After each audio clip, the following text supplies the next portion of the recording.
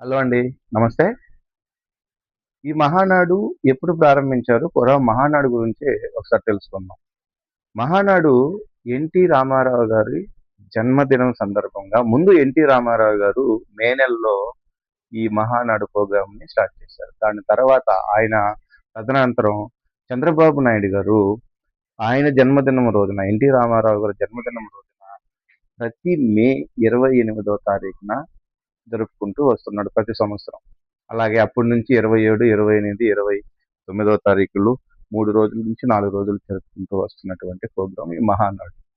అయితే ఈ తడవ ఈ మారు నెల్లూరులో చాలా బహిరంగంగా చేయాలని చెప్పి అక్కడ అధికారులు, వాళ్ళ సన్నాహాలు చాలా విపరీతంగా చేసుకుంటూ వచ్చారు. హోటల్స్‌లు బుక్ చేసేశారు.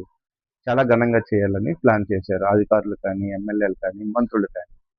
అయితే ఈ మధ్య కాలంలో ఈ ఇంధన కొరత ఎప్పుడైతే వచ్చిందో నరేంద్ర మోడీ దగ్గర నుంచి, చంద్రబాబు నాయుడు దగ్గర నుంచి, మంత్రుల దగ్గర నుంచి ఈ కాన్వాయ్‌లు తగ్గించుకుంటూ వచ్చారు. ఇలాంటి ఈ సందర్భంలో, ఇలాంటి ఈ సిట్యుయేషన్‌లో మనము ఈ మహానాడు నిర్వర్తించడం కరెక్టేనా? అదేవిధంగా అపోజిషన్ పార్టీ వాళ్ళు ఏమైనా ట్రోల్స్‌కి గురవుతామా? వాళ్ళ విమర్శలకి మనం బలవుతామా?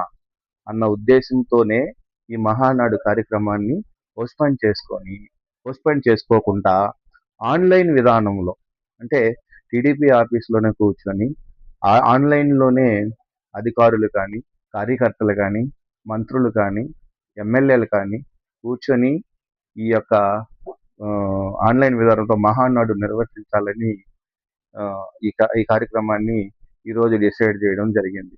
అయితే ఎందుకిలా డిసైడ్ చేశారు? అంటే కేవలం అపోజిషన్ పార్టీ వాళ్ళు ఇట్లా ట్రోల్స్‌కి గురవుతారనా? లేకపోతే వాళ్ళ విమర్శలకి ఎదుర్కోవాల్సి వస్తదనా? ఒకసారి మీరు కామెంట్ చేయండి. లేదా కేంద్ర పెద్దలు నరేంద్ర మోడీ గారు వీళ్ళ చేతుల్లో ఏమన్నా ఇబ్బందులకు గురవుతారనా? విమర్శలకా? లేదా కేంద్ర పెద్దలకు తట్టుకోలేక? ఒకసారి మీరు కామెంట్ చేయండి. సో, ప్లీజ్ కంటెంట్ నచ్చితే లైక్ చేయండి, సబ్స్క్రైబ్ చేయండి. Thank you.